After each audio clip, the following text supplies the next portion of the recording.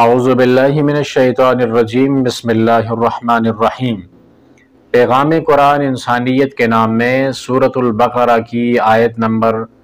89 اور 90 ہے آج ہمارے پاس، اور رب العالمین ارشاد فرماتے ہیں وَلَمَّا جَاءَهُمْ كِتَابٌ مِّنْ عِنْدِ اللَّهِ مُصَدِّقٌ لِمَا مَعَهُمْ، جب آ گئی ان کے پاس کتاب اللہ کی طرف سے جو تصدیق کرنے والی ہے اس چیز کی جو ان کے پاس موجود ہے۔ وَكَانُوا مِن قَبْلُ يَسْتَفْتِحُونَ عَلَى الَّذِينَ كَفَرُوا، اور وہ اس سے پہلے فتح طلب کیا کرتے تھے، فتح مانگا کرتے تھے ان لوگوں پر جو کافر ہیں۔ فَلَمَّا جَاءَهُم مَّا عَرَفُوا كَفَرُوا بِهِ، پس جب وہ نبی ان کے پاس آ گیا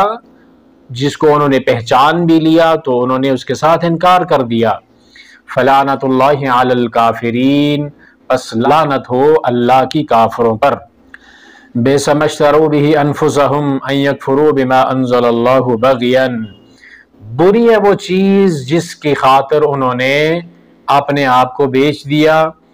کہ انہوں نے انکار کیا اس چیز کا جو اللہ نے نازل کی، سرکشی کرتے ہوئے۔ أَن يُنَزِّلَ اللَّهُ مِن فَضْلِهِ عَلَى مَن يَشَاءُ، کہ اللہ نازل کرتا ہے اپنے فضل کو اس پر جسے وہ چاہتا ہے، من عبادہ اپنے بندوں میں سے۔ فَبَاءُوا بِغَضَبٍ عَلَى غَضَبٍ وَلِلْكَافِرِينَ عَذَابٌ مُّهِينٌ، اور یہ لوگ غصے کے اوپر غصے کے ساتھ لوٹے اور کافروں کے لیے رسوا کرنے والا عذاب ہے۔ اب یہ جو دو آیتیں ہیں اللہ تعالیٰ ان کے اندر یہودیوں کے بارے میں ہمیں بتا رہے ہیں کہ یہ لوگ جب ان کا قبائل عرب سے مقابلہ ہوتا تھا، ان کے مد مقابل جب یہ لوگ آتے تھے تو ان سے یہ کہا کرتے تھے کہ ہمارے پاس ایک آخری نبی آنے والا ہے، ہم اس کے ساتھ مل کر آپ لوگوں کا مقابلہ کریں گے۔ یہ معاشی طور پر تو بڑے مضبوط لوگ تھے اور سماجی طور پر بھی ان کے بڑے سماجی مضبوط رابطے تھے، لیکن اقتدار ان کے پاس موجود نہیں تھا، اقتدار ان سے رب العالمین نے چھین رکھا تھا۔ تو قبائل عرب جب ان کے اوپر چڑھائی کرتے تو یہ لوگ یہ کہا کرتے تھے کہ آخری نبی ہمارے پاس آئے گا تو ہم اس کے ساتھ مل کر آپ کا مقابلہ کریں گے، اور یہ دعا بھی کرتے تھے کہ اے اللہ تو ہمیں آخری نبی دے دے تاکہ ہمیں اس کے ذریعے سے فتح حاصل ہو جائے، کیونکہ نبی کا وجود رحمت کا باعث ہوتا ہے۔ جب نبی ساتھ ہوگا تو ظاہر ہے اللہ تعالیٰ کی مدد اور نصرت بھی آئے گی اور پھر ہمیں فتح بھی حاصل ہو جائے گی۔ یا پھر دوسرا یستفتحون کا معنی یہ ہو سکتا ہے کہ وہ ان کو بتایا کرتے تھے، قبائل عرب کو، اوس اور خزرج کو یہ بتایا کرتے تھے کہ وہ نبی آخر الزمان ہمارے پاس آئے گا اور ہم اس کے ساتھ مل کر آپ لوگوں کا مقابلہ کریں گے۔ اس آیت کا مطلب یہ ہے کہ یہ لوگ ان کو خبر دیا کرتے تھے یا پھر یہ اللہ تعالیٰ سے فتح مانگا کرتے تھے۔ لیکن جب یہ نبی ان کے پاس آ گئے، انہوں نے اس نبی کو پہچان بھی لیا۔ پہچان کیسے لیا؟ کہ تورات کے اندر نبی صلی اللہ علیہ وسلم کی ساری نشانیاں موجود تھیں، تو ان نشانیوں کو انہوں نے اللہ کے نبی صلی اللہ علیہ وسلم کے اندر دیکھا تھا، پہچان لیا تھا، اللہ کے نبی کو اپنے بیٹوں کی طرح پہچانتے تھے، لیکن پہچاننے کے باوجود انہوں نے انکار کر دیا۔ تو اس انکار کی وجہ سے ان کے اوپر اللہ تعالیٰ نے لعنت کی۔ انکار کیوں کیا؟ پہلے سے انتظار میں تھے، پہلے سے فتح مانگ رہے تھے، یا لوگوں کو یہ بتا بھی رہے تھے، لوگوں کے درمیان یہ غرور اور تکبر کا اظہار بھی کر رہے تھے اور فخر کر رہے تھے کہ ہمارے پاس آخری نبی آنے والا ہے، اور اس کے باوجود بھی یہ انہوں نے انکار کر دیا۔ ان کی پہلے سے روش یہ تھی کہ یہ اپنے آپ کو اللہ تعالیٰ کا بیٹا سمجھتے تھے، اللہ تعالیٰ کا پیارا سمجھتے تھے، اور جو باقی دنیا تھی خاص کر کے عرب لوگ ان کو یہ جاہل سمجھتے تھے، ان پڑھ سمجھتے تھے، اور یہ سمجھتے تھے کہ یہ لوگ ہماری برابری کرنے والے نہیں ہیں، ہم بڑی فضیلت والے لوگ ہیں، انبیاء کی نسل سے ہے، اور ہماری جو قوم ہے، ہماری جو نسل ہے وہ اعلیٰ ہے، اور جو دیگر اقوام ہیں دنیا کی ان کا ہمارے ساتھ کوئی بھی جوڑ نہیں ہے، یا وہ ہماری برابری نہیں کر سکتے۔ تو اس حساب سے پھر ان کو یہ والی بات بھی کرتے تھے کہ ہمارے پاس وہ آخری نبی آنے والا ہے، لیکن جب وہ آ گئے تو انہوں نے انکار کر دیا۔ انکار صرف اس لیے کیا کہ یہ جو نبی آخری نبی آیا ہے صلی اللہ علیہ وسلم، یہ بنی اسرائیل سے کیوں نہیں ہے، یہ ہماری نسل سے کیوں نہیں ہے۔ صرف اس بنیاد کے اوپر حسد کا شکار ہو گئے،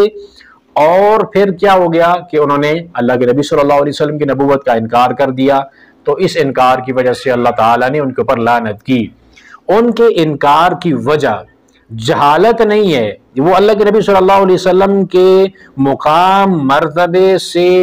جاہل نہیں تھے، وہ پہچانتے تھے اللہ کے نبی صلی اللہ علیہ وسلم کو، نشانیاں ساری ان کو اللہ کے نبی صلی اللہ علیہ وسلم کی معلوم تھی۔ جب نبی علیہ السلام آ گئے تو ان کو معلوم ہو گیا تھا یہی وہ آخری نبی جناب محمد صلی اللہ علیہ وسلم ہے، پہچاننے کے باوجود بھی انہوں نے انکار کر دیا۔ تو ان کے اس انکار کی بنیاد جہالت نہیں تھی، بلکہ ضد اور انا اور حسد اور بغض تھا، جس کی وجہ سے انہوں نے اللہ کے نبی صلی اللہ علیہ وسلم کا انکار کر دیا۔ تو ان کے اس انکار کی وجہ سے اللہ تعالیٰ نے ان کے اوپر لعنت کی۔ اب اگلی آیت میں اللہ تعالیٰ فرماتے ہیں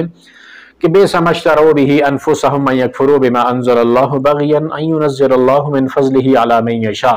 بری ہے وہ چیز جس کی خاطر انہوں نے اپنے آپ کو بیچ ڈالا، اور انہوں نے کفر کیا اس چیز پر جو اللہ نے نازل کی، سرکشی کرتے ہوئے، یعنی اللہ کی نازل کردہ کتاب اور یہ آخری نبی، اس کا انہوں نے انکار کیوں کیا؟ صرف سرکشی کرنے کی وجہ سے، صرف ضد اور انا کی وجہ سے۔ مرتبہ معلوم تھا، نشانیاں انہوں نے دیکھ لی تھی، پہچان لیا تھا نبی کو، لیکن صرف سرکشی، بغض، انا اور ضد کی وجہ سے انہوں نے اللہ کے نبی صلی اللہ علیہ وسلم کے اوپر اترنے والے قرآن کا، آخری پیغام کا، ضابطہ حیات کا انکار کر دیا۔ ان ينزل اللہ من فضلہ علی من یشاء، کہ اللہ نازل کرتا ہے اپنا فضل جس کے اوپر چاہتا ہے، یعنی نبوت جو ہے وہ کسی قوم کی میراث تو نہیں ہے، رب جس کو چاہے وہ چن لے، وہ کسی بھی قوم سے ہو سکتا ہے۔ بنی اسرائیل کے اندر اللہ تعالیٰ نے بے شمار انبیاء بھیجے، تو اللہ تعالیٰ نے خود چنے، یہ رب العالمین کی مرضی ہے، جس کو مرضی کائنات کا رب چنے اور اس کو نبوت کا تاج اس کے سر پہ سجا دے، اور اس نے پھر آخری نبی جناب محمد صلی اللہ علیہ وسلم کو ساری انسانیت کے لیے چنا ہے۔ تو یہ رب العالمین کا فضل ہے، رب العالمین کی اپنی مرضی ہے، جسے چاہے وہ نبوت عطا کر دے۔ تو انہوں نے یہ اللہ رب العالمین نے جو چنا اللہ کے نبی صلی اللہ علیہ وسلم کو، اس کے اوپر انہوں نے حسد کیا اور بغض کا اظہار کیا اور اللہ کے نبی صلی اللہ علیہ وسلم کا انکار کر دیا۔ تو پھر کیا ہوا کہ اللہ تعالیٰ کا ان کے اوپر غصے کے اوپر غصہ ہوا، بار بار اللہ تعالیٰ کا غصہ انہوں نے لیا۔ پہلے بھی اپنے انبیاء کا انہوں نے انکار کیا، اور اپنے انبیاء کے پیغام کے اوپر یہ لوگ اس طرح سے کاربند نہ ہوئے، انہوں نے عمل اس طرح نہ کیا جس طرح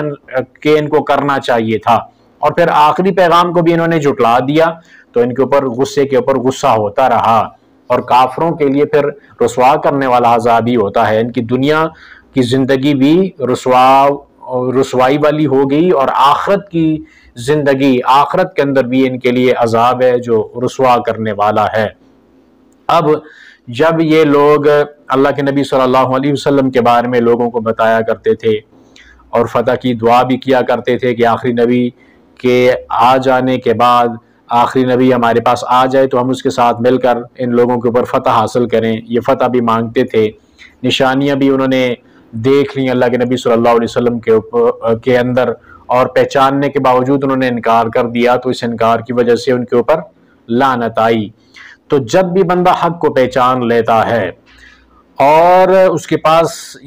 واضح دلائل موجود ہوتے ہیں کہ یہ چیز حق ہے، سچ ہے، سچ کو پہچاننے کے بعد سچ اس تک پہنچ جائے اور اس کے باوجود بھی وہ انسان حق اور سچ کو تسلیم نہ کرے، اس کے اوپر ایمان نہ لائے، اس کے اوپر عمل نہ کرے، بلکہ اس کے مخالف جا کر کھڑا ہو جائے اور اس ایک ضد اور انا اپنے اندر پیدا کر لے کہ میں نے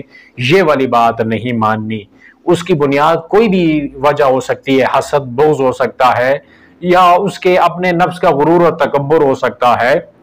لیکن حق جاننے کے باوجود بھی اگر وہ نہیں مانتا اور اس کے مطابق عمل نہیں کرتا تو یہ والا عمل لعنت کا موجب بن سکتا ہے۔ تو ہمارے پاس پیغام یہ ہے کہ جب ہم حق کو پہچان لیں، ہمارے پاس حق کیا ہے؟ اللہ کی کتاب ہے اور پیارے نبی علیہ السلام کا فرمان ہے۔ ہمیں جب معلوم پڑ جائے کہ اللہ کا قرآن یہ کہتا ہے اور اللہ کے نبی صلی اللہ علیہ وسلم کا فرمان یہ کہتا ہے، اور اس کے باوجود بھی ہم اپنی بات پہ، اپنے عقیدے پہ، اپنے عمل پہ ڈٹے رہیں اور حق تسلیم نہ کریں، اس کے اوپر عمل نہ کریں، تو یہ والا عمل ہمارے اوپر لعنت رب العالمین کی طرف سے برسا سکتا ہے، ہمارے لیے پھٹکار ہو سکتی ہے، ہماری دنیا اور آخرت دونوں زندگیاں تباہ ہو سکتی ہیں اگر حق کو پہچاننے کے باوجود بھی ہم نے حق کو تسلیم نہ کیا۔ قاعدہ سب کے لیے ایک ہی ہوتا ہے، ایسا نہیں ہے کہ وہ حق کا اگر انکار کرے پہچاننے کے باوجود ان کے اوپر لعنت ہو اور ہم اپنی مرضی کریں حق کے مقابلے میں تو ہم یہ کہیں کہ ہم کامیاب ہو جائیں گے، ایسا نہیں ہو سکتا۔ اور پھر انہوں نے جو اللہ رب العالمین نے اپنا فضل نازل کیا اپنے بندے پر، اور اللہ کے نبی صلی اللہ علیہ وسلم کو جو اللہ تعالیٰ نے رسالت نبوت عطا کی، خاتم النبیین آپ کو بنایا، تو اس وجہ سے انہوں نے یہ حسد اور بغض کا اظہار کیا، اپنی ضد کے اوپر اڑ گئے، تو اس وجہ سے اللہ تعالیٰ نے ان کے اوپر غضب کیا، اور غضب کے اوپر ان کے اللہ تعالیٰ نے غضب کیا، اور کافروں کے لیے رسوا کرنے والا عذاب ہے۔ یہاں کافروں سے مراد یہی یہود ہے۔ تو اس طرح کا رویہ حق کے مقابلے میں ہمیں کبھی بھی نہیں اپنانا چاہیے۔ حق اللہ کی کتاب ہے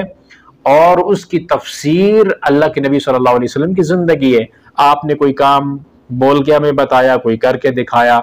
اور کسی کام کے لیے ہمارے لیے وہ نمونہ اللہ کے نبی صلی اللہ علیہ وسلم نے چھوڑا، تو ساری پیغمبر علیہ الصلوۃ والسلام کی زندگی ہمارے لیے وہ ایک نمونہ ہے،